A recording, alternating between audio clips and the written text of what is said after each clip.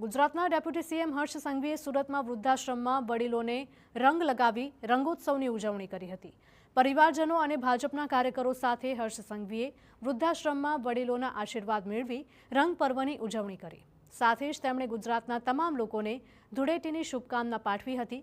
તો બીજી તરફ કેબિનેટ પ્રધાન ઋષિકેશ પટેલે મહેસાણાના વિસનગરમાં ખાસડા હોળીમાં ભાગ લીધો હતો અને વર્ષો જૂની પરંપરા મુજબ ધૂળેટીની ઉજવણી કરી। તો ભાવનગરના સાંસદ અને કેન્દ્રીય પ્રધાન નીમુબેન બાંભણિયા પોતાના નિવાસસ્થાને પરિવારજનો અને પાડોશીઓ સાથે રંગોત્સવની ઉજવણી માણતા દેખાયા। સાથે તેમણે રાસાયણિક રંગોના બદલે કેસુડાના પાણીથી ઉજવણી કરી હતી। ગાંધીનગર ઉત્તરના ધારાસભ્ય રીટા પટેલે પરિવારજનો, પાડોશીઓ અને ભાજપના કાર્યકરો સાથે રંગોત્સવની ઉજવણી કરી। અમરેલીના ગણેશ પાર્ટી પ્લોટમાં ઉર્જા પ્રધાન કૌશિક વેકરિયાએ પણ મિત્રો સાથે ઉજવણી કરી। બીજી તરફ ભરૂચના સાંસદ મનસુખ વસાવાએ નર્મદા ખાતે પોતાના નિવાસસ્થાને પરિવારજનો અને ભાજપના આગેવાનો સાથે ઉજવણી કરી।